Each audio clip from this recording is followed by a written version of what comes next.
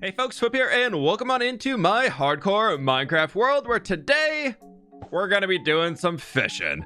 As well, one, I want to repair up this pickaxe, and two, I asked for people to send in a bunch of questions regarding Minecraft YouTube SMPs as we just wrapped up Minecraft SOS, so I want to do a bit of a Q&A focused around that, because a lot of people ask how those things function, so I want to kind of pull the curtain back a little bit here and show how in the full-time content creation space, how we run SMPs and how we make it all work. First question coming in here is actually from Mogswamp.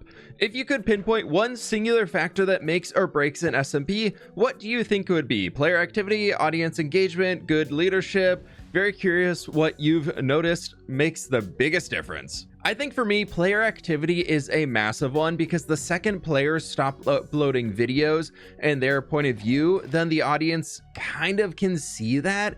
And then they're like, well, if the people playing on here don't really care, then I'm gonna care less. Or also we've all done it where you've been keeping up on a series, been like, yeah, I love this is so good. And then you like skip one upload because you're busy or something like that. And then you're like, yeah, I'm just not gonna jump back into it. So I think player activity and keeping that consistency is really important.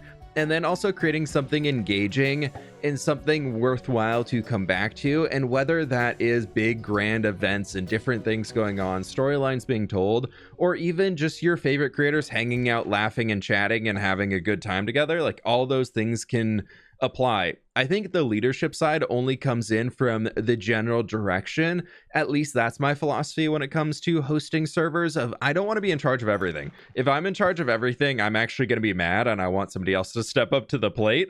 So I think a leadership can help steer the ship in the right direction, but it's up to everybody else to keep the ship moving forwards and bringing up good ideas, because no one person is able to come up with every perfect idea ever. It's very much a team effort when we make a lot of these SMPs. Question 2 coming in from Brooke. From an SMP organizer / admin perspective, what are some of the elements that you think make a successful SMP? I think having clear guidelines for what everybody's getting involved with before the SMP starts. Like for Minecraft SOS as an example that we just wrapped up here, when we were talking about starting that, and when I pitched it to everybody, I said, hey, I want to do a hardcore Minecraft SMP. I'm looking to run this thing for about 3-4 months, basically something that'll tide us over until summer gets here. And I want to make sure that everybody is active throughout the entire time. If those things don't work for you, I need you to tell me now, and you not joining this SMP isn't going to mean you're not going to get invited to future ones. So please tell me now that you don't have the time to do it, instead of just disappearing throughout the series. As I think, kind of tying into the first question there, player activity that Mogswamp brought up, I think having people just randomly disappear from an SMP to whether the creators themselves don't know where the person went, or the audience is then spamming the other creators who are uploading and being like, where did blah blah blah go? Why did blah blah blah disappear? When's blah blah blah uploading? Like that kind of adds a weird tension to all of it and can kind of build things up. So I think setting the playing field before the thing even starts and giving the general concept and ride for all of it. For example, the no lore rule, which we'll talk about more later on, because there's a question regarding that one, as I was guessing somebody would submit it. The no lore rule was something that I said before we came in here of I want a clean slate. Like I don't want to bring any previous series in there. I don't want to have to worry about any storylines that somebody might have been doing in Empires or Afterlife or New Life, X Life, whatever you might want to say, any of previous series that we done. The no lore was very much like, we're starting a clean, fresh slate. Like you can bring that stuff into your own single player series or whatever else you're doing, but please just don't bring that onto here, because that's just going to complicate things. So I think making something approachable for the audience that's easy to pick up and easy to watch, but then also something where you can kind of feed a little bit of the hardcore audience, where if they've been watching your channel for years, or they've been watching your group of creators for years, they know those dynamics between certain people are going to keep coming back, and those are things that viewers keep coming back for. Like I'm sure a lot of people come in here to keep watching us all mess with Jimmy a little bit. Like, come on. We know somebody's in there, or coming in to see Jimmy and Joel just laughing and having a great time together. Like a lot of people come across for those things that are consistent across each series. Next question coming in from Umbrify here. Have you ever had any ideas either for a series or for your own base slash lore within a series that you never got around to making? And if so, can we hear some of them? I think the first one that actually pops into my mind here was when we were doing Empire Season 1. My character that I had on there being the fWhip from the Grimlands, I was actually really inspired by Castlevania, the animated Netflix series that came out at the time. That was when the first season came out. And I love the vampire aesthetic, the big gothic everything. So part of my character lore was originally gonna be like a vampire going into the dark reds and red tones, dark tones, and then also doing a giant whitewashed castle in the mountains that I ended up building. I was gonna build it right on the edge of it. I actually ended up scrapping that because Xornoth got introduced to the series, and I didn't want to be tied as a character who was corrupted by Xornoth. And I felt like if I randomly introduced, all of a sudden I'm going to start building all this crazy gothic stuff, and I might also be a vampire. I figured the audience would be like, oh my god, Xornoth corruption, blah! And I didn't really want that because I don't really like doing a whole lot of heavy lore and RP in the stuff that I do. So I would say that's one of them. That was definitely something that I was just like, yeah, maybe I don't do this. And then I pivoted very hard into like the tinker route of somebody who's just making the explosive crossbows and gadgets and just a lot of explosions and stuff, because I was like, well, I can also be chaotic here, so that's gonna be fun too, so let's do that. Next question coming in here from Emmy. How do you pick the people to invite to partake in an SMP? This wasn't a big one. That was actually asked, I think 50 or 60 times when I was scrolling through all these things. So the way that we do it, or the way that I personally do it, is off of friendship. And I know that might sound a little weird, but first and foremost, to get an invite to an SMP that I'm running, you need to be a good friend of mine who I think that I personally have a good repertoire with. And that's kind of where the core community came from, of like everybody who's stuck through since X Life back in the day, through Empire Season 1, through Afterlife, through all those that were kind of going through there. And that's kind of the core group of when I have an idea for an SMP, I pitch all of them. And I'm like, hey, who's interested in this? This is something that I'd like to do. And who would be interested in, like, what do we want to do? Does it sound like a fun idea, or does it sound like something we might want to pivot on? Then I very much open it up to the group and see what they're all thinking of, if I can build the idea any further. But in regards to any other people, we usually have a meeting. Well, for SOS, I presented the idea to them back in November of last year. And then we all kind of thought about it, chewed on the idea a bit through the holiday season. And come early January is when we had our first meeting regarding SOS as like a full group of being like, hey, yeah, we want to look into this more. Let's see, do we actually want to do it? And then I was like, hey, let's start it in February sometime in there. We actually had originally planned to release the same weekend that Hermitcraft was starting their new series, but because Joel's on there, and we have a just friendship behind the scenes and everything, they gave us a good heads up of, hey, this is when we're starting. And so we're like, let's give them some room to shine. And so we actually pushed it back another 2 weeks, but that's just sidebar there. As far as inviting people, in that early January meeting we had, I was like, hey, so this is the group here. We currently have 8 people in it, 9 people in it. And I would like this SMP to be in that 13, 14 player mark, if at most. And I think personal reasons why I think any more players than that makes it very difficult to interact with everybody. And then it very much can become cliquey on servers, of there's certain groups that only interact with each other and then don't even notice that the others on the server exist.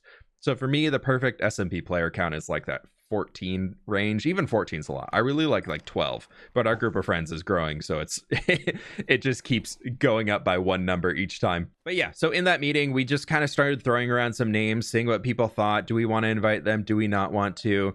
A lot of people were asking about how Mogswamp got in there, and Mogswamp actually reached out to me a long time prior and was just asking for like my thoughts on YouTube, and we just kind of struck up a conversation, and he and I just chatted a good amount through that. I really appreciated how mature he was when it came to YouTube, because I get a lot of people who reach out to me because I'm very established at this point that are like, hey, I'm trying to grow on YouTube. Can you tell me how to get more views? Can you tell me how to do this? Even like some really established people reach out that are similar subscriber range to me. And I just kind of get weird vibes, but I was getting really good vibes from Mogswamp when we were chatting. So I ended up reaching out to him after. It's like, hey, I'm starting this idea for Minecraft SOS. Would you be interested in joining and doing an SMP? I know you only do single player, so like no pressure, but figured I would throw it out there. But before I reached out to him, I kind of reached out to everybody else in the group. I was like, hey, there's this guy I've been chatting with a good amount. I think he could fit our group well. He has a really good personality, and I think a lot of the people in our crew would be good friends with him. And I think he would fit our general vibe that we have going on. And I was like, just give us a channel a watch, see what you think, blah, blah, blah, blah, blah. And everybody was kind of like, yep, thumbs up. Let's give him an invite, see where this goes. And from there, it turned into, I reached out to him, talked to him, and of course he was interested in joining. And that kind of similar stuff happened with adding in Owen, adding in L, and just kind of for everybody on it. It just kind of, those names came out. We talked as a group if we wanted to add them or not. And everybody was like, yeah, sure, they seem like good people. Let's do it. Leading into the next one here, Dark Sea Breather. How involved is everyone present in the SMP in the decision making behind it? Since it's often heard this is fWhip's SMP. Kind of what I was talking about, that like captain steering the ship, but everybody else is helping make sure the ship's moving forward. It's very much that vibe across the entire board. Again, if I am doing everything, I don't want to be doing everything, and that sucks. I'm happy to kind of head up the adminning side, but it's not something that I want to be doing because it takes a lot of time. I probably during the course of SOS was spending 10 to 15 hours a week managing the server, between setting up the events, looking into what data packs we could make to make things more fun, doing behind the scenes admin building for the new things that were coming up, and just adding just general stuff, server maintenance and all that stuff. It takes a lot of time in getting everything developed and everything in there. So if I'm doing everything, that really sucks. So I very much, I feel like I force them into more meetings than they want to be in, but it's the way that I feel like I can get what I need out of it. And I'm okay with that. They can show up to meetings and then they can do work and make sure the SMP is more successful.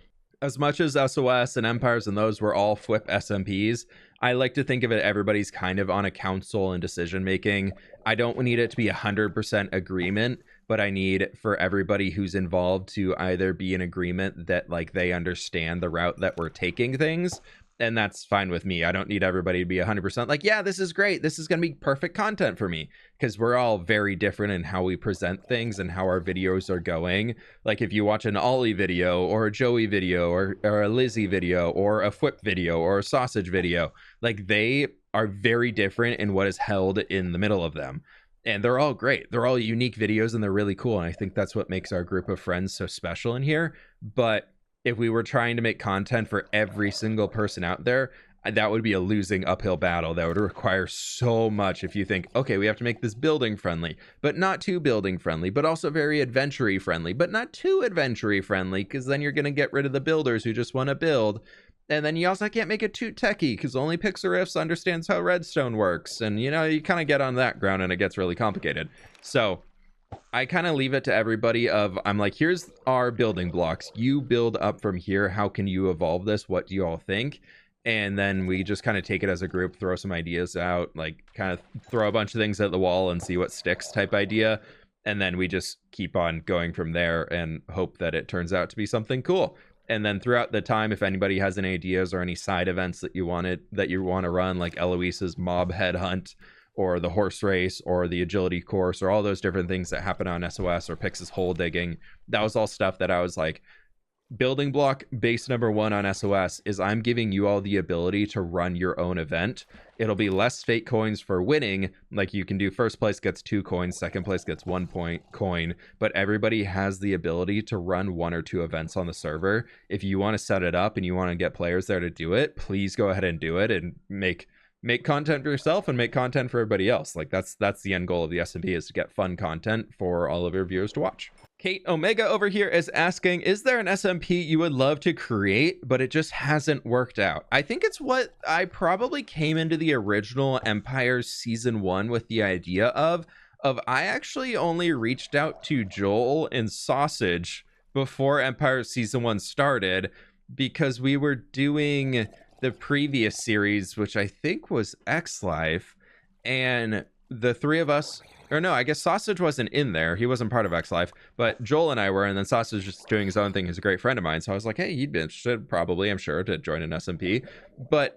And I think I talked to Jim maybe. But anyways, the original idea behind it was just to kind of create a long-term survival world, but on a server. So kind of like what I'm doing here in this hardcore world, but everybody just basing like 1,000 blocks apart, doing their own things, and then just kind of working together to trade resources back and forth, interact, and just kind of create that big fantasy world that I always strive for in pretty much every series that I do.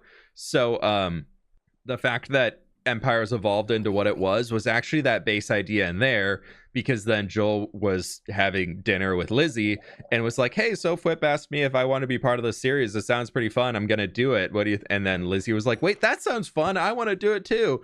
And then as soon as I heard from Lizzie saying she was interested, I got a message from Scott on Discord, I think 3 minutes after, saying, you better not exclude me from this SMP. And then so I was like, okay, right. Here's everybody, right? Okay, yeah. And then a few minutes later, I got a message from Shelby, because word just traveled of, hey, fWhip's hosting this SMP that's going to be like a big survival friendly. We're all going to build our own massive base and tell stories and just create a fantasy world. And then through the woodwork, every single person ever reached out to me. And then I think the only person that I actually reached out to for Empire Season 1 was Pearl and Pixariffs. I think those are the, and Gem. I think Gem also didn't reach out to me because she knew she was joining Hermitcraft at the time and was worried about doing 2 series, and then we convinced her to join us too. So it worked out. But yeah, I think it'd be cool to one day, probably that would be like whatever my last Minecraft series would be, is in the point where I just kind of want to get back into those vibes of just playing Minecraft to play Minecraft instead of the job vibes and everything like that, would just be to make a giant survival SMP server where everybody is just kind of doing their own thing. You don't really need to interact with each other. You play it like a single player survival world, but then you can just all know you're in the same world together and run around to see each other's bases and do all that stuff and hang out and make fun arenas and things at your area that like I already do in the single player world, like the horse track over that's right over that way or something. And then I just keep inviting people into here and like recreating this world, like taking a copy of it, putting it online, and then just inviting friends to the server. I think something like that would be really cool. Probably not the hardcore side though, because you'd instantly lose to people like we had in season 1 of my hardcore series. Was actually a multiplayer series for the first like probably 1,000 days or so that I played in the world, but then everybody else died, and so I just took it to a single player world instead of being on the server. Next question coming in from Colgit Ren. For small YouTubers who are trying to expand their channel, how do you find other YouTubers to play on an SMP with? So this actually, I think I'm going to just say the first part here, how to trying to expand their channel. I will go out on a limb and say that Minecraft SMPs have been the least amount of growth for me over the entire history of my YouTube channel, and that has been consistent across every single one except XLife. And that was because that was when I joined, quote, the big leagues, I guess you might say, of that was the first time I played on a server where there's some massive channels like Lizzie and Joel, and then Joel and I worked together a ton, and so I got a good boost out of that. But overall, like 80% of the subscribers I've gained on my channel in the 8 years that I've been doing this almost have come from single player content. And I very much think joining small YouTuber Minecraft SMPs is one of the worst ways to grow, unfortunately, because it's also one of the most fun ways to play Minecraft, is just being on a small SMP. It really sucks that those kind of differ, but there's so many SMPs out there, and so many SMPs just pop up that are just a Hermitcraft clone and then doing everything that Hermitcraft did. They're just doing it 2 months late. So you kind of have to avoid those and find something unique. But in terms of finding other YouTubers to play on an SMP with, that is just something that's going to come naturally through building connections and meeting people. Some connections you make aren't going to work out. There's going to be some people that you might do a series with that you're like, I didn't like their vibe. I'm not going to invite them to the next one, or I don't want to continue on with them or something like that. Or you'll randomly meet people that you're going to be friends with your entire YouTube career. Like Mythical Sausage and I met each other before either of us had 1,000 subscribers on YouTube. And then you look at the two of us now, we're both well over 1 million subscribers. Like that's pretty cool, and also pretty rare for both people to be super successful and go up. Like I met Pixariffs when he had 30,000 subs, and I think I had 2,000 subs. I met Gemini Tay before either of us had 10,000 subs, and we've been friends since then. I actually met Jimmy and Pearl back before that was about when we all had like 40,000 subs or something in that range, right in there. So a lot of the people that I know now, I've actually met pretty early into the YouTube career, and I've known for quite a few years now. But yeah, Sausage and I have known each other since basically when I started my channel. I met him, I think, 3 or 4 months after I started the fWhip YouTube channel. So I've pretty much known him the entirety of the life of this channel at this point. Next question from Wilder. How do you choose which mods to use to support a story within an SMP? Where do you find inspiration most often? Do you build spawn alone, or is it more of a collaborative effort?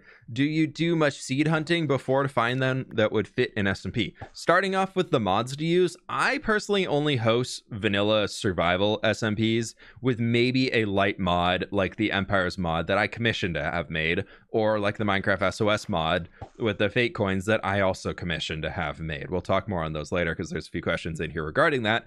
But yeah, so those, I just prefer vanilla performance-based mods because I don't want to deal with fixing mod pack issues. I hate that. I don't like doing it. So I mostly leave that up to Scott because he's willing to hire somebody to be an admin for the server and fix all those things for us. So I just let him do that and host the modded ones. For finding inspiration most often, for me personally, in general gameplay and what I want to build, it comes from looking at a lot of concept art of video games or looking at video games that I'm playing at the time. Like I'm actually playing through Cyberpunk 2077 right now, and that game, just walking around the city, gorgeous, beautiful. And I'm taking a few of those ideas, some of the cyberpunky stuff, kind of remixing it with some solar punky vibes soon, and then also bringing it into like this modern, like this medieval fantasy world we have here. So we'll see how that pulls off. It's kind of a lot of mashups, but I think I can get something pretty cool out of it. As far as inspiration for SMPs, a lot of that is coming from looking at different game modes of video games out there, of competitive ones that are going on. I'm blanking on where I got the idea for on Minecraft SOS, but that was just kind of something that popped up into my brain one day when I was playing I think it was a shooter game, like one of those 3v3v3v3 blah blah blah shooters, and you had to like pay part of your like currency that you'd get for completing the game to revive your teammates, so you could bring your teammate back to have them help you get potentially more things, but then also you would be potentially losing on your cash out. So I got the idea of, what if we just brought that into Minecraft into a hardcore sense that makes hardcore more approachable for all of my friends who might not be so good at Minecraft. It doesn't make it quite as scary of, oh god, if I die once I'm done. Then also if you do die, it's not as impactful as, say, dying, I thought that book went flying behind me, dying in like one of the Afterlife or X-Life or New Life series that we've done, where when you die, that sent you to a new origin, or that drastically changed your gameplay, and it was very easy to see for the audience. Here, if you died, it just cost some coins, and you were kind of back to up and running to what you were doing. So it made it a lot more approachable for everybody, and I think it made a lot more people interested in actually playing and doing and being a part of the SMP and doing things that were a little bit more spooky and leaving their base and getting out there into doing things, except Catherine. But like everybody else left their base a good amount. I'm just giving her a hard time. She did a great job. As far as building spawn, I did build SOS spawn myself, at least building the runestone, and then Sausage helped me build the base. And Ollie also jumped on to just kind of chat with us and throw some ideas in there. And I think he placed a few cobblestone blocks down, but I'm not too sure on that one. But the obelisk itself was an idea I'd been wanting to do for a very, very long time. And you'll actually see a new rendition of that in this world here, because I just loved how it turned out so much. So that was all me. Sausage helped build the base because I just wanted something simple. As far as empires and all those, like we just kind of sit around the campfire and start telling a story and then run off into the world from there. So I've set those up pretty simply as well there too. As far as the modded series, I'm not the head of those, so I haven't done anything building the spawn. Usually Scott just does a simple one and says, cool, this is good enough. Just a safe place for people to load in and get some food and run off. As far as seed hunting goes, Empire Season 1, the entire group spent 2 hours in a call hitting refresh on Chunk Base to try and find a seed until we finally got the one that we wanted, because everybody had claimed a biome that they wanted to live in and everything from there. And then yeah, so that took a while of just randomly filtering through to find a seed. Empire Season 2, we did it for about an hour, and then we went back to a seed that I think Gem or Pix found on their like second or third refresh, because we basically just kept cycling, and then if somebody found a good one, we created a custom Discord channel that was like potential seeds to use, and we just kind of put a link into there and a picture of what the like 1000 by 1000 area looked like. And then we just kept going through and keep cycling, and then people would be like, man, let's go back to look at that one that blah blah blah found a few minutes ago. Do we think that'll fit? Like, what is it missing from here? Like, what would it be? Is like, whose biome isn't close enough, and then would it just work in general? And so that like takes a while to do it for an SMP if you're trying to get everybody a chunk or a biome or something specific to live in. So that can cause some issues there. And then when it comes into terms of Minecraft SOS, I didn't want to do that. I was stressed already. There was a lot of things going on in life with the holidays wrapping up, and just life in general was busy. So I was like, all right, everybody, I'm just doing a seed. Y'all are stuck living within 1,000 plus or minus blocks of spawn, and just that was all in terms because I knew I wanted to end with a border event, and I wanted a place for the border to like come in and move close to everybody's bases and then idle for a while, so it like had the intensity of it's right on your doorstep. And then we started the actual event, and it started moving in closer and closer to crash and everything. So that's a little more behind the scenes than the theatrics of it all. But as far as the seed hunting goes, that was just me. I was like, this seed looks really cool. It has a lot of diverse biomes to it, and it had a lot of ancient cities and villages and everything in the midst of it all. And it had cherry blossom biomes, which I know some people really wanted to live in. So it kind of had everything that everybody was looking for the most part, or at least what I assumed people were looking for, and enough base locations that were good and spread out enough that everybody could kind of find a place to call home. And also, before anybody asks, I don't have any of those seeds. The channel got deleted a long time ago. I apologize. I should have released them because there were some gems hidden in there. Next question, though, from Cherry. If there's no lore in SOS, then why is there lore around the server itself, but not them? Okay, so the no lore rule that I put on SOS was something that actually in the beginning was meant to be internal only. That actually wasn't supposed to be shared publicly because I knew it would be received really poorly, but I wasn't clear enough on telling everybody, I guess, when I asked people to not share that. As soon as I said that, somebody released a video 48 hours later and very much was like, oh, I can't do a lore. fWhip said there's no lore. And I was like, great. Okay, cool. This is out there now. But the reason why I put no lore in there is because, as I mentioned earlier, I wanted to start a clean slate. I didn't want to have anything coming across, because originally when we started Empire Season 2, I said, okay, we're cutting our lore that we had in Season 1. It's all gone. Nothing is connecting over. We're not doing any of it. And then some people started being like, well, can we just say we're like 1,000 years in the future? So like nobody's alive, but like we're in the same world, because like it would be cool to do some throwback things. And I was like, okay, you're right. That could be kind of cool. Okay, 1,000 years in the future, everybody's dead. Nobody comes over from the previous world. Zornoth is gone. None of that stuff can return for Season 2, because I didn't want to do a repeat of any of those. We'd already played those cards. We don't need to play them again. They're not going to be received as well this time, or they wouldn't have the same impact that they did the first time.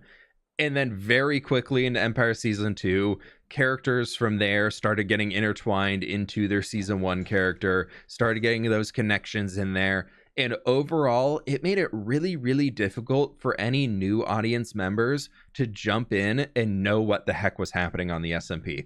It made it great for your very, very small, super diehard audience that was drawing the lines between everything and knew everything already, because they'd watched Season 1 2 or 3 times from every perspective. So they knew all of the information. And then they could come into Season 2 and be like, I know where that was, blah, blah, blah. Let me go confirm. Yeah, this is great. And it was perfect. And you can do those in ways that are like little hidden background things. But when it's the full front of a lot of the major storylines getting carried forward, it gets really confusing for everybody. So I didn't want to do round 3, actually round 4 of that, because Afterlife and I think also New Life had lore tied in from other series coming into it. Like, I think Ollie connected he connected Afterlife into Empire Season 1 into New Life, if I remember correctly. And just like his character was jumping between universes, and then not in a negative of calling them out, just like facts of what it was going. And then like Sausage had his multiversal stuff going between everything interconnected there, and all these other characters that he was playing in his own single character. That just made things, to be honest, pretty confusing to follow. And then it also made it hard as a player on the SMP to follow along with what's going on there, because the more that they kept just making sure there's no mobs. Our inventory's full. But in order to make sure that everybody was able to keep up with everything going on, wait, what the heck was that book? Efficiency 4, Power 4? Holy cow! But yeah, in order to keep up with all of those things, it just became very complicated, and you had to have watched so many previous series, which basically turns into, if you want to understand what's going on in this series, you have to go and watch my previous 50 hours worth of videos to really know what's going on here if you want the full experience. Otherwise, you're going to be confused half the time. And to me, that was becoming a lot. And then also from the players of our perspective here, had to, in order to say like interacting with Sausage when he had evil Sausage as a multiversal self, he had himself, and then he also had a few other characters that he would potentially be playing at the same time, whether he was an assassin or whatever that might be. You didn't know what character Sausage was playing until you saw his skin in game and were able to pick up on little things like, were his eyes red? Was he wearing his white assassin cloak? Or those different things. And it made it actually really difficult as another creator to go in there, because you were maybe going in expecting to just be interacting with regular old Sausage and just having a good time laughing with him. And then you get in there and you're like, wait, no, this isn't at Sausage. This is evil Sausage. So now I need to be playing a part where I'm kind of scared and also kind of like, oh, giving him a hard time because he's being evil. And I just kind of turned into being like, no, you're just being grumpy. Oh my gosh, hello. We're doing a Q&A. Leave me alone. Okay, I just looked at the time and realized that I've been going for so long, so apologies for a massive Q&A video, but I guess this is what we're doing. But yeah, long story short on this no lore one here is I wanted the clean slate. I didn't want to have to be doing the research of knowing which past character that I was interacting with of some of my friends who might be playing things, as it puts a lot more pressure on each individual creator to then know what everybody else's storylines are, instead of, oh, there's Lizzie over there, I'll just go bother Lizzie and see what she's doing. It became into like, oh, which character might Lizzie be playing as she's going into this? Like, what is she doing here? And like, do I have to have any information before we can even interact, or is there anything that I need to be saying to move her storyline forward or something like that that would like help benefit her character? The no lore rule originally came from, I didn't want to do any of that, so I was like, we're just doing a small 3-4 month SMP that's just supposed to tide us over till the summer, so let's just not do anything crazy and just keep it us being chill friends playing Minecraft, which was fun. And I think it worked out really well, and I'm really happy that we made the rule. As far as why there was lore on the server, I think that's fine. It's the no lore rule was interpreted by the community differently than it was intended moving forwards. Like, we can still tell a story, and this is why I didn't want the rule to ever get out, because I knew this would become a point of tension for some people. We're still telling a story, and we're still having a fun little bit to basically make the server more interesting, like the thunderstorm at the end. Everything about the finale event and the border coming in was themed around lightning and thunder and a big thunderstorm going on of the gods are mad, the fates are blah blah blah blah blah. And so that's not really like crazy lore, but that's just kind of adding theming around an event that's going on, just to give it some more context and giving it something that's a little bit more rememberable. And then instead of, oh, border come in, zappy come down, woo, okay, we're done. Like, there's something more interesting to it, you know, a little bit more oomph. But you don't, like, telling a small story was okay. People could do their own storylines on the server itself. Like, I didn't say no to that. What I said no to was you can't bring in any previous characters from other servers into what we're doing now. Like, I don't want any of that. I don't want any of that crossover happening. Next question, we're moving over to the YouTube comments now. Actually, the first one is coming in from Ollie himself. Who's the most handsomest SMP player you've ever played with on an SMP? Well, I was briefly on an SMP with Rendog, so I think I gotta give it there, but Ollie's like a pretty close second, obviously. Yeah. Speaking of Ren, next question coming in from Alex. How was the Empires and Hermitcraft crossover planned, and who came up with it? It was actually at one of those times, if you used to watch Jimmy's streams, I used to stream with Jimmy, Joel, Grian as like a foursome. We would do, like, if you remember the raft stream, which was super funny, but we used to do those, and we were chatting afterwards one time, and I think it was Grian who threw out the idea of like, what if we did a big crossover? Or I think we were messing with him and being like, hey, you want to join Empires? Like, what would go on over here? Just like giving him a hard time. And he was like, no, I'm busy with Hermitcraft. And we were like, well, yeah, duh, but like, could be funny. And then he was like, wait a minute here. What if? And then the crossover came from that, just us having a funny conversation. But I will say, we started planning the crossover at the beginning of summer. I think in June, maybe May, like April, May, June, sometime in there. And then it did not see its reality until the fall and mostly into the winter. So like that thing took forever to come up with and bring into reality. That was a lot of planning behind the scenes with how many people are involved. We had wanted to do it earlier, but then the hermits were in the middle of their Rendog the King storyline, so they needed to wrap that up before we could be involved. And then they decided to extend that storyline, so it pushed things back a little bit, and then led into a much later crossover than we had planned. Like we had originally wanted to do it during the summer and actually had it fully set in stone for what we wanted to do, but then they decided to extend their storyline because they wanted to finish that off in a good point and needed to do that. So it kind of pushed everything back a little bit longer than it meant to be. But yeah, that was a fun one to do. That was fun to be part of. And second question here was, do you prefer modded or vanilla SMPs? I personally prefer vanilla Minecraft. I think modded makes the game too laggy, and there's just too many things going on for me to really be that interested in the game. Like I get overwhelmed with choice paralysis. So I love vanilla Minecraft. And as far as hosting an SMP, you'll probably never see me host a modded SMP. That sounds terrible. I know how much bug fixing Scott goes through with his team to like fix all of them when we've done those like modded life series and things, and it's just, that's so much. I always feel bad because I'm usually the one who's constantly finding bugs because I have an IT background. So when I'm able to find bugs and I know how to trace them and find where the issue's coming in, so I'm sending Scott bug reports constantly because it's stuff that I'm finding as I'm going, and my brain is like, well, I have to submit this. I found the bug. I have to share the bug so the bug can be fixed because it's causing issues.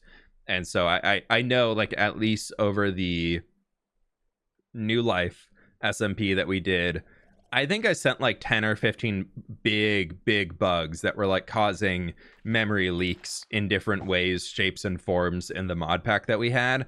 And after a while, they were like, it's fine. This mod pack is working enough. And I was like, no, it's not. It needs to be more efficient. And I was just like, I know how to fix it. You just have to do this. Like, so that was a little much. But yeah, so I prefer hosting and playing in vanilla SMPs. But if all my friends want to do a modded one, I'll jump in for a while. Samwise is asking, how do you prevent drama in an SMP? And if there is drama, what's the best way to solve it? The best way to solve it is by acting like functioning adults. That's probably the biggest one. And two, the way that we prevent drama in our SMP is by being very, very particular about who we invite to the SMPs and how we do those, and by being genuine friends with everybody in the series. Like that's a really, really big part of it, is when you're working with your friends and you're doing all that, it's pretty easy to avoid a lot of the drama because you want to see each other succeed. If they're truly your friends, you want to see your friends succeed. And so when things come up that are a conflict point, that comes to being functioning adults again, of just having a conversation and finding a resolution for it.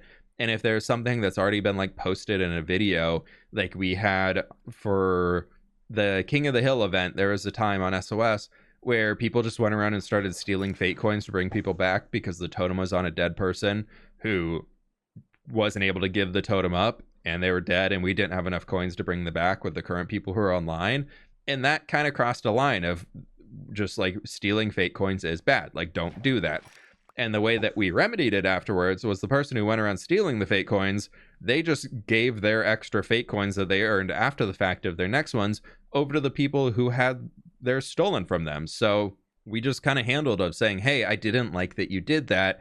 That wasn't something that I was okay with, because now you're taking content away from me of I was going to be able to use those coins. And now all my content is blah, blah, blah, stole my coins. And so we just talked as adults and said, hey, that kind of sucked. Do you see why that sucked? And then the person who did it was like, yeah, you're right. I shouldn't have done that. I was just in the moment of like, I was trying to fix the problem. And they're like, I apologize. Like, that sucked. Let me go and figure out where I can get coins, and I'll repay you. Like, I'll make sure I'll get those coins back to you. I'll go do some advancements that I think can get coins, and I can come across and see what we can land on those. Or I think we had like the after the Totem of the Hill, we had another one event starting, and they're like, I've already confirmed that I'm going to be receiving these two. Like, I'll just give them to you after the fact. So yeah, that's a big way. There's going to be a lot of smaller SMPs with different people coming together that haven't worked together before while you're learning how each other work. Like, you are going to find drama along the way. And that's one of those things where you don't have to keep the connection with those people for the entirety of your life. And there are some people who we've had on SMPs before that I played with way in the past that just did not vibe into how I was doing things. Like, I think if we had somebody who on an SMP just came forward and was like constantly stealing other people's stuff and like raiding their chests or blowing up, like if you were on one of our SMPs and you blew up somebody else's base like unprovoked, that would be a massive red flag. And if you did that and then you weren't sorry and you're just like, hey, it was just a funny bit or something along those lines, like that's just not okay. That's like a very much like a Minecraft YouTube, like professional Minecraft YouTuber SMP rule, that you just don't do that unless it's a pre-spoken rule that is okay. But even in that regard, you don't want to do it when they're offline. You want them to be online, because then you want their reaction so they can again get content out of it. But if somebody were to do that, I can tell you that very quickly there would be a conversation going on with all of us, like in a call with that person, and being like, yo, what the heck, like why'd you do that, what was the reasoning behind it? And unless they can give a good reason, they most likely would be kind of like, all right, people just aren't really going to interact with you much on this SMP anymore because that sucked. And then that kind of puts them in at a point where they're not really getting content anymore. And then also your chance of getting invited to the next SMP, very low. Like, if you're not a friend of mine, like, I'm not sending you an invite unless every single other person in the group is vouching for you to get an invite to join the SMP that I'm running. That's the only way that people are getting invites. I'm not just like randomly really going out and poaching people or like reaching out to others. I guess outside of Mog Swamp, like I did reach out to him on my own, like my own choice here. I was like, I think he'd be a really cool guy to have in the group and I want to get him to know him some more. So this is a low commitment one. Let's get him in there and see how things go. And it turned out great. But yeah, so if somebody's causing a lot of drama and somebody's doing all that, you're basically kind of getting the future blacklist. And being this as all of our jobs, if you're getting blacklisted from that, you're getting blacklisted from losing, like from making revenue and growing your channel and having content and everything like that. So any smart YouTuber is not going to do that unless they have another home to go to, because will have lost all of their ability to make content with that existing group, and then they're kind of left with nothing. So you kind of have to play by the general unspoken rules of here's how we interact with each other, or you don't really get to be a part of those things. Next question coming in from Colleen. What is your favorite / least favorite part of running an SMP like Empires or SOS? I think all the extra hours of work needed to go in to make the thing function and doing the little finicky things of fixing the server, cleaning chunks, pruning leggy sections, and just doing all that, like that is definitely my least favorite part, just because it's tedious and time consuming and it's not fun and there's not really great ways to make it faster. My favorite part though is seeing an idea come into reality. Like, that is for sure my favorite part, like seeing the idea of Empires come into the reality and then seeing the reception from the community of how much everybody loved it, and knowing that like that was something that started just as a random thought in my brain. Like, that's really cool. That was really fun to see all those things come into reality. Same with SOS, of that was a random idea I had in my brain, and then all of my friends being like, ooh, I do like that idea, like fWhip, you did a good job here, like let's pursue this and see where we want to go with it. And so that was kind of a big reward of seeing all your friends be like, yeah, you made a great idea, let's see how we can run with this. And then every single one of your friends at the same time committing to doing a 3 to 4 month SMP based on the idea that you just had. Like, that's really cool. All of that is really cool. As far as the second question here, what can the community do to make SMP content creation easier for you creators? I think just sharing kindness. Like, that's the biggest part. My least favorite part about making SMPs outside of the maintenance stuff, my second least favorite part, I guess, is a lot of the negativity that we receive from the community. There's a lot of people that don't really understand what's going on and don't really have the ability to separate that some things we do to be funny and fun for content, and they take it as like personal gripes against other players. Like, in Empire Season 1, I very much was bullying Jimmy just out of the funny bit of cod versus salmon. Like, we both kind of jumped into on that just as like a rivalry, very much like a childish sibling rivalry of fighting each other for no real reason, like absolutely no real reason, and just doing goofy things and messing with each other constantly.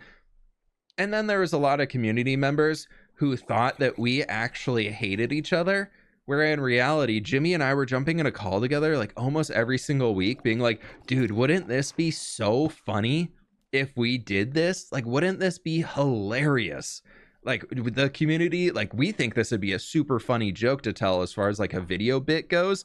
Like, both of us are laughing and having a great time and pre-talking about a lot of the stuff that we're doing, and both are very much on board of like, this is going to be really, really funny to see how it goes.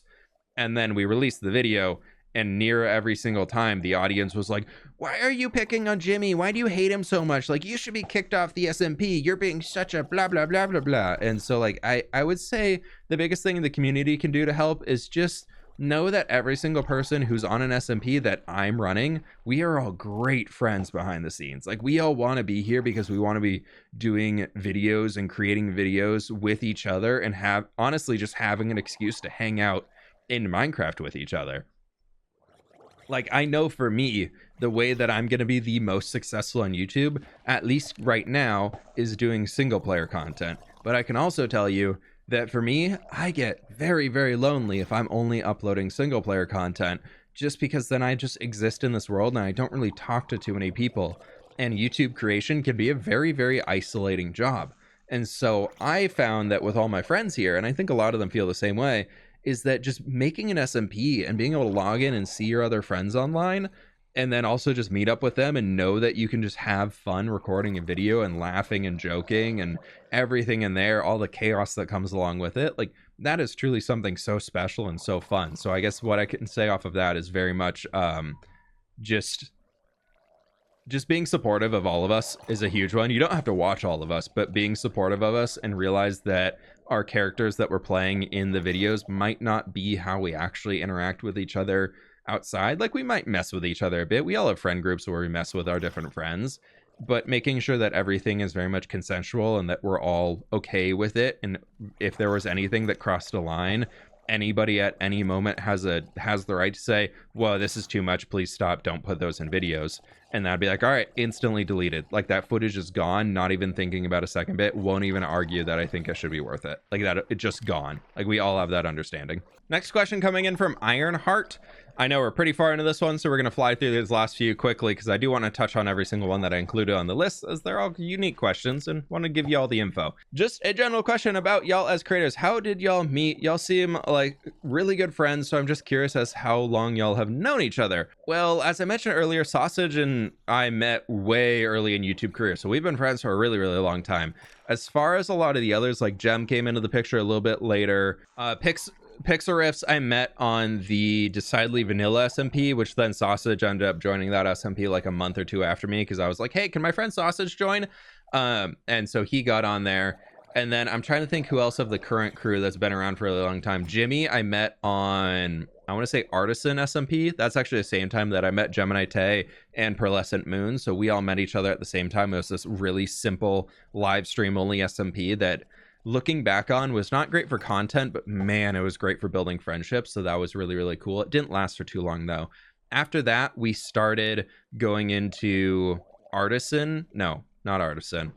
There was an SMP before SourceBlock SMP that I hosted, and I'm blanking on the name of it. No, this was after SourceBlock. We went to SourceBlock, and then that's how I met Catherine in there. So she got to be involved with the group through there because she had joined the SMP as well. That was one that Vintage Beef had hosted. And then after that, I started my own just vanilla survival SMP with Sausage, and we invited pretty much anybody and everybody we knew that were like, hey, let's start a new SMP and see if we can all grow together. So a lot of us joined into there. And outside of that, Catherine had met Scott previously on a different series, so she invited him. She asked me if he could join, or he had reached out and was like, hey, I'm interested in doing that. And so that's how Scott joined the group. and Jimmy joined the group in that as well. We had met him through Artisan, but he wasn't on other ones, and that was the first time we were like, hey Jimmy, do you want to join this SMP? Because Evo had ended at the time, and so he joined in on there as well. And then through the course of that one, we kept playing, and I got to be pretty good friends with Scott. And after that was when X Life launched, and Scott pitched to the rest of the crew, which was already like Lizzie, Joel, Joey, Shelby, Scott, Ollie, and a whole bunch of other people at the time. He pitched like, hey, what if we add these few other people that could really come to the group? And he pitched me, Jimmy, and Catherine, I believe, to join the SMP for that. And everybody was like, yeah, sure, let's bring them all on board. And so the three of us joined on there. And then later into that is when Gemini Tay ended up joining that series a little bit late. And then after that is when Empires started, and then we kind of moved on from there. So we've all been friends for a good few years. A good amount of them came out to my wedding 2 years ago. So they are all really, really close friends of mine. And I'm very excited for being able to meet up with them in the future. Like, my wife and I are headed out to the UK later this year, and we're definitely planning to meet up with all of the UK friends at least once or twice while we're out there. Just because it's hard when you're living halfway around the world to be able to meet up with them. But thankfully we can all meet up in the Minecraft servers and catch up there and get to know each other better through all that stuff, and then random games outside of it. So yeah, we've known each other for a good while, but some people way longer than others, just as all friend groups go. Next question in from Fall Sea Draws. How do you decide how long an SMP is going to last? Because both of the Empire seasons were about a year, and stuff Afterlife, and since, I'm assuming since Afterlife was only a few months, and stuff Afterlife, oh, I don't know. Afterlife was a shorter series for sure. But anyways, Empires was very much built as a long-term SMP, but because we're building a giant empire, like everybody's building their own empire, that takes time to ramp up, and also being able to play out storylines along the way. Like, those needed more time to breathe. If that was a shorter one, everybody would just have these tiny little villages that weren't really that spectacular. Like, look at the size of the base I made on SOS. So much smaller than Gobland or the Grimlands, just because it was a third of the amount of time. But yeah, so we wanted the longer time to tell longer stories, to go into more detail, and really just fully push the limits of building in survival Minecraft on an SMP, and do all that and just kind of enjoy that longer playstyle with each other. But then coming into Minecraft SOS, it was something that I knew if we kept it going for a long time would get a little dull and boring. Same with like the Modded Life series. If that kept going on for too long, they'd get a little dull and boring, and it just wasn't too much new stuff to do. So we typically run, like, we kind of do a long series, a short series, a long series, a short series is the general goal. I honestly don't know what our next one's going to be. We don't actively have a plan for the next SMP right now, and I'm not even just saying that to say it. We legitimately don't have a plan for the next SMP, and it's a little bit of a worrying thing for me, but I'm just letting it ride because I said I don't want to host the next one. But as far as timing goes, I honestly think the sweet spot for an SMP is probably that like 3 to 5 month point, and a really fun idea that everybody can kind of dive into as it's all going, and nobody feels overwhelmed, and it's also something that everybody can commit to and be there the entire time. Because the longer you run SMPs, the more people are going to take breaks, take longer vacations, start up other series because they feel very established in that world, so they aren't going to do the entire thing. And you just generally lose players and viewers the longer SMPs go on. So sometimes having those shorter ones, like, hit it really hard, just have a whole lot of fun with it, make some crazy stuff like we did on SOS, and then end it, can keep a much more positive memory in everybody's brains of, oh yeah, that was really cool, instead of, oh, that was cool, but it kind of drug on a bit, you know? So it was very much keeping that alive and keeping that moving forward. Zisco is saying, you guys have mentioned that you have meetings every now and then to decide about the server, and I was wondering just exactly what goes on in those meetings. So I've kind of talked about this a bit already, but a lot of the meetings are just kind of checking in, whoever the server admin is at the time. I guess I'm the only one who really forces people into meetings when we're doing server admin stuff, unless a major issue comes up. But usually I'm like, hey y'all, I've been working on this, here's what's coming up next, here's the ideas that I have for how we can run with it, here's some things that I want your help with that I haven't been able to decide on, and this is where kind of everything's gonna go. And then after that, I open up the floor for everybody else to bring in their ideas of what they have, whether it's commenting on what I'm talking about, or whether they're bringing in their own new, unique ideas of things going on in there. Whatever it might be, they can then kind of take that. And then I also do very much ask people to bring ideas to the event so we can have stuff to talk about. But I don't think we've ever really had a meeting where we haven't found things to talk about in relation to the server and where we want to go. But then usually about an hour and a half into the meeting, we start talking about each other's pets, where people are going on vacation, who's traveling around where, And it devolves into just friends hanging out and chatting, and then usually that is another 2.5-3 hours of whoever wants to stay on the call can stay on the call, and turns into like playing other video games together and just all that type of stuff. And it's really just a good time to connect with everybody. But we're definitely not efficient at all in meetings, so we don't do them too often because we know we're all very much friends who like to chat and talk, and we all talk a lot as soon as we get into the meetings, so they take forever. And then it just turns into friends talking when we're done. Like, we're kind of like, I'm over talking about business now, let's just hang out. Is it Svei Love is asking, when everybody knows the server is ending, does it create an issue with people wanting to keep logging in or creating content in the last couple weeks? So usually with everything, we have the general time frame that we want to end locked in when we start the series, so that's up to people to pick projects, how pixel riffs, why pixel riffs, what pixel riffs, who pixel riffs, when pixel riffs decided to dig and then build the giant hole up above the hole. I don't know. But he did it. He pulled it off. He did everything that he needed to do. But in that case, it was very much of one of, hey, everybody, this series is going to last probably 4 months. That's the goal. That's everything that I'm going through. That's what I'm planning events to last. Each event's going to be 2 weeks. The blah, blah, blah. And like the server is probably going to wrap up roughly around this time. We actually ended up going 3 weeks longer than we originally had because we extended things out a little bit. I think we added 2 weeks in the beginning that weren't supposed to be there originally. I was supposed to be just directly into starting the first event that people wanted to get settled down and everything. But anyways, regardless, about a month and a half before I plan on ending an SMP, if I'm like doing one like this, I'm just like, hey guys, we probably have 5-6 weeks left. Like, that's what I'm going to plan content through as far as event goes. If anybody else wants to take it on to themselves to plan a bigger event, you can do that, and we can talk about extending the series. But this is what I'm willing to do, and I'm going to draw a line here. Like, I'm not interested in doing more. And then usually people are like, oh, but we could do this, we could do this. And I'm like, okay, cool, make it happen. And then nobody makes it happen. So then we stick with the original date that we're ending. But yeah, not as like a... not as anything that's like poking at them or anything like that. That's just kind of the way it goes. Some people have very big ideas and then don't want to follow through on implementing them, which is totally fine. Like, I have that myself here on a lot of the things that I'm doing, or I just don't know how to start on implementing them. I know the idea of the end goal I want to get to, I just don't know how to get there, you know? But as far as wrapping up series, as soon as I find that I put like, hey, it's going to end in a month and a half, whatever you want to say, that first like half of that time period is so much more active than anything else, because everybody's like, oh crap, I gotta wrap all this up, like I gotta get through it all and do everything. Bam, bam, bam, bam, bam. I want to finish my base. I want to finish this storyline. I want to do this. I wanted to do a horse race. I wanted to do this event over here. I wanted to get everybody over here so we could build a church and blah, blah, blah. Like, so many things just start happening as soon as we're like, hey, what if we start winding down? Suddenly people are like, oh, I don't have forever to do all these. Okay, I guess like I'll start doing them now. So it actually increases player activity until you get to the very, very last week. Probably 10 days, when everybody's like, yeah, I don't really want to bother starting something new. Like, I'm finished enough to get a final episode out. Like, I'm not going to start a new project when the server is going to get ended and deleted and blah, blah, blah. Like, it'll be gone forever. Like, I'm not going to put that much more effort in. So when we're coming up to the finale, I do find that we do get pretty quiet on the server. And then everybody logs in for the big finale event, and then it just ends. Speaking of ending, we are on to our last question here.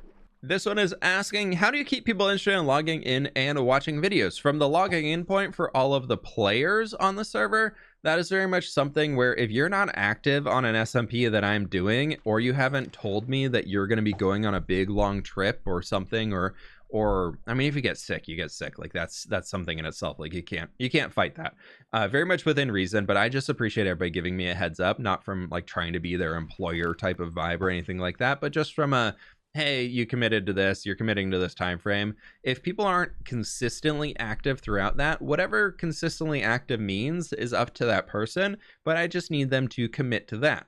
Whether that means that every Thursday and Friday they're going to be on the server all day, every day, making their video, that's fine. Or whether it means Mythical Sausage is going to be on there Monday through Friday, 8 hours a day, building and building and building, that's fine for him too. Like, that's okay. Like, or if you want to be nocturnal and log in only at night and do all that and get all your stuff done, like, that's great too. You do you.